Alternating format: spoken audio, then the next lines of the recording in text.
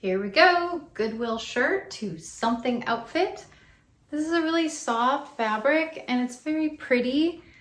I feel like it's really dainty looking. I applaud it for being a man's shirt, but now it's gonna be something soft and cute on my body. And here she is. I think I accomplished that. I feel like a living doll. Look at this. Mwah. So if you want to come with me, I'm going to show you how I made this. It started off a little bit different. I actually used the dress form to mold this, and the skirt was a little bit of a trouble, but I got there in the end. So enjoy. And here I am steaming out the shirt. I wash and dry all articles of clothing before I start any project. I just discovered something that I really love about this. The fabric on the inside is actually stronger than the fabric on the outside. I love that. I'd probably use the inside as the outside. That's just a lot of fabrics don't print all the way through, and to have such a delicate pattern on the front, the back is fully saturated, and that's just really cool. So I'm excited about that. All right, it's time to start cutting this shirt up. I really didn't have much of a plan, so I thought about it and I decided I'm just going to cut where the buttons meet up and the collar as one big piece. I don't know why, it just kind of hit me as something to do. And then I was thinking about, what do I cut next? Before I made any more cuts, I decided, let's play with that piece that I just took apart. What would it look like tied up? And then I was like, oh, actually, that makes a really cute cummerbund. And I ended up using it exactly for that purpose. And then I put it back on the shirt and I thought, oh man, that's kind of cute. I could stop here, but no, I got to keep going. All right, so then I decided to cut the cuffs off. And then I just started cutting. I didn't have any real rhyme or reason. I just wanted to cut all the pieces apart. And what I'm working with right now is the yoke that's on the back of the shirt. It was 2 pieces. I very carefully pulled those 2 pieces apart. You'll see in a second that I actually had to cut the label out of there. It is a Zara shirt. And then I just started pinning this to the dress form. I wanted to make a crumb catcher, if you will. So that's what I did. Kind of gives like a shell look to it as well. And so there's the crumb catcher part, but now it needs to be secured somehow. And so I grabbed one of the cuffs and I realized that is going to work really well. It's going to actually give the structure that I need. So I grabbed the other cuff and then I realized that I could button them together. I love it when you're working with a shirt and you realize that you can actually use the buttons as is. So I buttoned those together, and so then I began securing this. All right, and then I added the cummerbund back into it that I originally started with. And look at that, look how adorable that is. Now I'm working on the skirt. So I took a lot of different forms. I thought for a while I was going to be able to do a long skirt and maybe have a nice teen 60s feel to it. And I just kept playing with the different pieces. And this is what it actually ended up looking like. And it was actually really cute. I had no idea how I was going to secure it because I ran out of fabric, but it was really cute. Good news, bad news. I really love the design that I created. It looks so great on this here little form, but I am not this tiny. Despite what you think, this is not what I actually look like. So it's gonna take a lot of adjusting to get this to be a thing, if it even is a thing. So just so you know, it's all just kind of fun and games till you put it on your own body, which is why a lot of the times I don't use a dress form, or I stuff the dress form ahead of time, but I was just, you know, just playing around. So wish me luck, and don't get offended if this isn't what it looks like at the end. And as we know, it's not what it looked like in the end, but I think it actually turned out much cuter. So now I'm actually pinning the pieces to themselves and getting them off the dress form so I can eventually stitch them together. And now I'm going to try this on very quickly just to make sure it is a thing. Okay, I really am excited. I think this is gonna work. All right, I'm getting the machine ready and lowering the stitch to the longest stitch.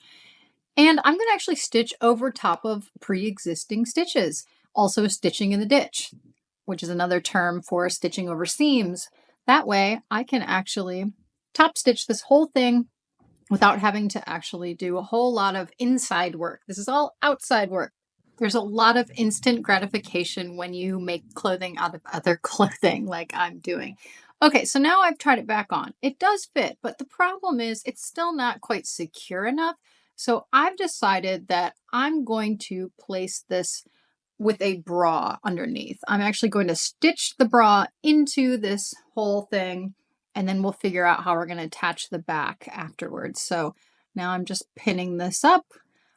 All right, here it is. It's attached. Now I'm going to go ahead and stitch the bra to the outside. And once again, I'm looking for seams and stitches that already exist so that I don't add to it. Not that you'd probably see it on this since it is very white, but I just thought it would be much cleaner. And it's also very easy to cheat.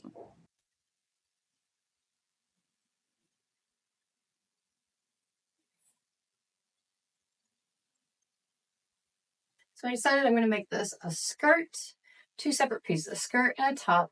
And I'm going to use leftovers to finish my top because I have plenty of leftovers and I think the skirt's totally going to work. I just need to focus on getting this top done and then I'll have a skirt and a top. Even though I thought it was going to be a dress, it's going to be two pieces and it's going to be lovely. All right, now I'm essentially using the sleeves to make the back. I'm just pinning it and trimming it and placing it on the dress form, carefully pinning and then cutting. Measure twice, cut once. Release some of those stitches so I can actually place the front onto the sides. And I've stitched it up. The back I still need to close with probably some hooks I'm going to stitch on there, but the structure looks great. I need to cover the bra strap, so I'm trying to figure out what kind of ribbon I'm going to use. I'll add that later.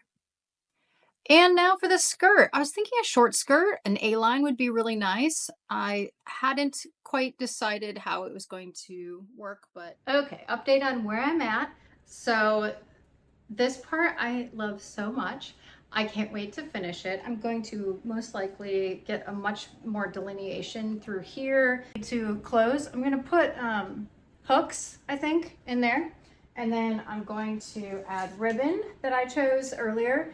And what I'm making is a bubble skirt because this is such thin fabric and this is so nice and secure and so much thickness. I decided I better have some more layers in this skirt. The shirt itself, this is the back and then the front is on my back, but there are armholes, as you can see, armholes. So I'm going to take some leftover scraps and fill these holes in so that it actually goes all the way around. So then when I flip up the other half of the bubble skirt, it flips up nicely and there's just no extra skin hanging out. So that's gonna become a bubble skirt, and then whatever else I have left, I'm gonna try to make a band out of. So that's where I'm headed. I'm probably gonna do a bunch of this off camera because I'm just trying to get through it at this point because it's been a long day.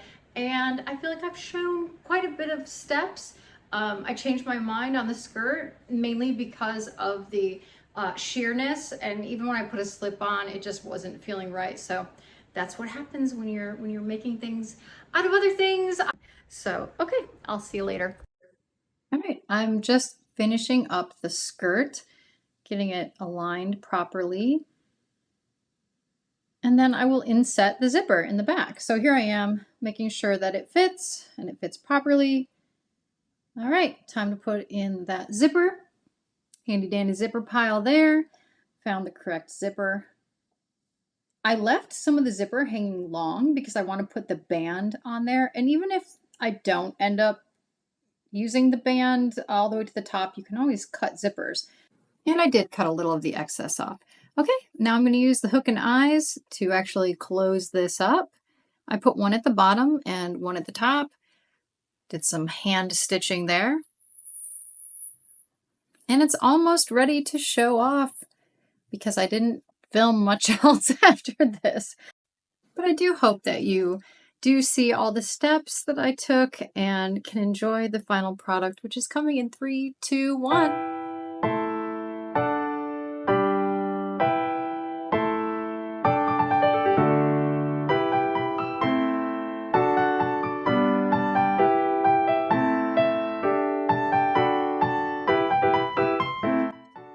Well, guess what? This was my first ever video that I'm posting to YouTube. I sure hope you like the content, and I would love for you to like and subscribe. I had a lot of fun, and thank you so much for watching.